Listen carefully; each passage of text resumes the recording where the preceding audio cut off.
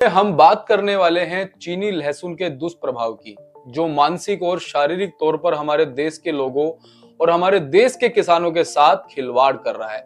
और साथ ही हम ये भी चर्चा करेंगे कि मानसिक और शारीरिक तौर पर क्यों। तो अगर आप चाहते हैं कि हम अपनी आवाज को बुलंद कर सकें और इसको अपने देश में आने से रोक सकें, किसानों को उनका हक दिलवा सकें, तो सबसे पहले इस मुहिम में आपको हमारा साथ देना होगा।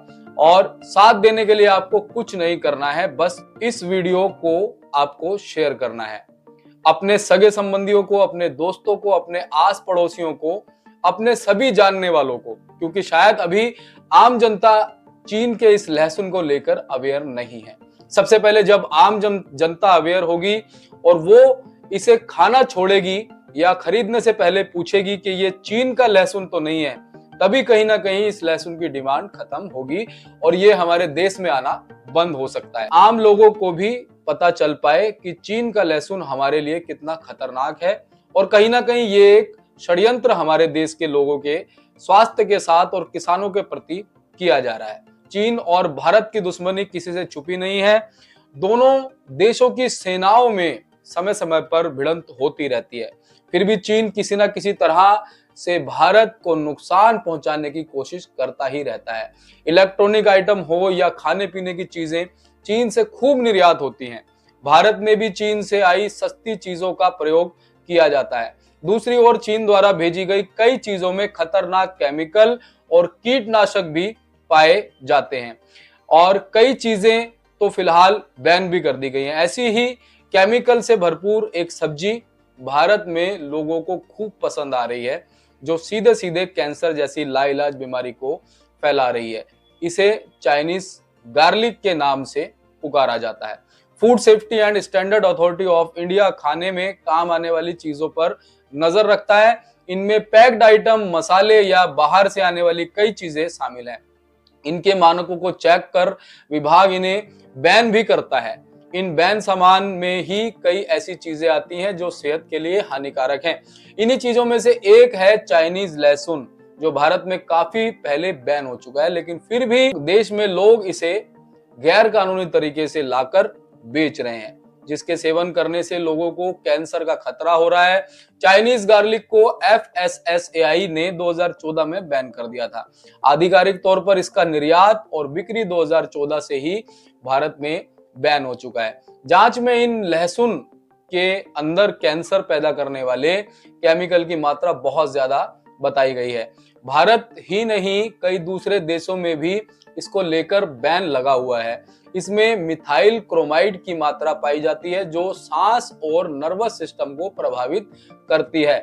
अमेरिका में तो इसे इंटरनल सिक्योरिटी थ्रेट ही बताया गया है। इसके कारण बोन कैंसर, आर्सेनिक के साथ कई तरह के कैंसर हो सकते हैं। चाइनीज लहसुन के संक्रामक और गैर संक्रामक बीमारियां पैदा करने में भी ये कार्यरत होता है।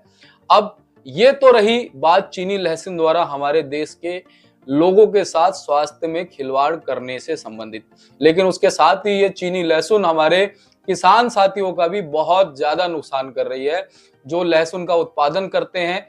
दरअसल इतनी मेहनत के साथ वो लोग देसी और बेहतरीन क्वालिटी के लहसुन का उत्पादन करते हैं, पर ये चीनी लहसुन उनकी मेहनत पर, उनकी लागत पर कहीं ना कहीं पानी फेरता हुआ नजर आ रहा है। दरअसल ये चीनी लहसुन मंडियों में चोरी छुपे आता है और इतना सस्ता बिकता है कि उसकी वजह से हमारे किसानों के लहसुन को अच्छा भाव नहीं मिल पाता। देखने में इतना खूबसूरत है, लेकिन इसके नुकसान मैंने आपको पहले ही बता दिए हैं।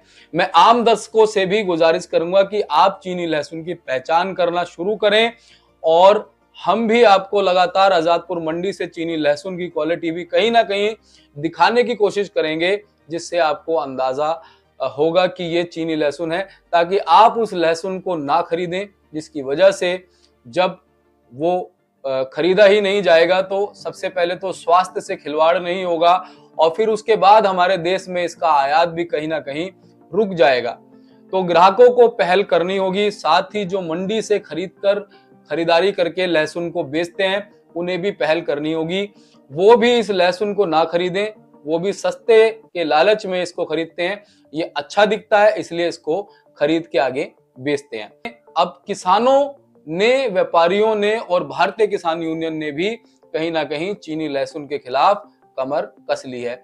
और जो शुरू में मैंने आपको बोला कि शारीरिक और मानसिक तौर पर हम नुकसान इसलिए मानते हैं क्योंकि इसको खाने से स्वास्थ्य तो बिगड़ ही रहा है, साथ ही साथ हमारे जो किसान साथी हैं वो भी अपने आप को ठगा सा महसूस करते हैं। उनको भी मानसिक तौर पर इस लहसुन के हमारे देश में बिकने से प्रताड़ना महसूस होती है। बाकी अब चीन की इस प्रतिबंधित लहसुन की तस्करी पर लगाम लगाने की मांग जोर पकड़ रही है और भारतीय किसान यूनियन ने जारी की है ये चेतावनी। मंदसौर समेत कई शहरों में इसको लेकर प्रदर्शन भी हाल ही के दिनों में हो रहे हैं।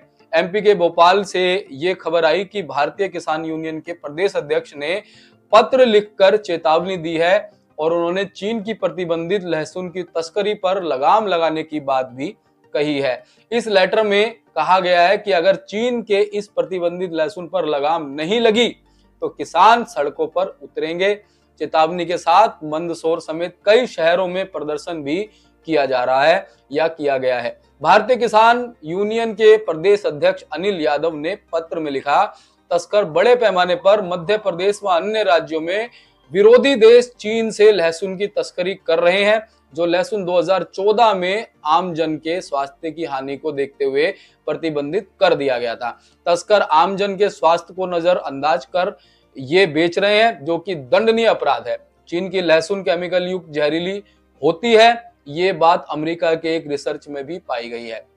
देश के किसानों को चीन की इस प्रतिबंधित लहसुन के हमारे देश में आने की वजह से देसी अच्छी किस्म की लहसुन को कम भाव में बेचकर बड़ा घाटा उन्हें उठाना पड़ रहा है। बड़ी बात यह है कि अब केंद्रीय कृषि मंत्री शिवराज सिंह चौहान से भी इसको लेकर शिकायत की गई है। फिलहाल लगातार इस तरह के ज्ञापन देकर पूरे देश में मंडी बंद कर धरना प्रदर्शन और चक्का जाम की चेतावनी भी भारतीय किसान यूनियन के द्वारा दी जा रही है। अब देखना यह है कि कितनी जल्दी सरकार इस चीन की प्रतिबंधित लहसुन पर सख्त कदम उठाएगी और ये हमारे देश में आनी बंद हो जाएगी, जिससे कि हमारे देश के किसानों को अच्छे भाव भी मिलेंगे और हमारे देश के हर नागरिक का स्वास्थ्य भी अच्छा रहेगा। पर आपको इस वीडियो को शेयर करना नहीं भूलना है, क्योंकि हम भी अब लगातार इस मुद्दे पर जानकारी मुहैया करते रहेंगे, बोलते रहेंगे जब तक कि ये लहसुन हमारे देश में आना बंद नहीं होता। आपको हमारी ये जानकारी कैसी लगी कमेंट करके जरूर बताइएगा। चैनल पर अगर आप पहली बार आए तो चैनल को सब्सक्राइब कर लीजिएगा। धन्यवाद।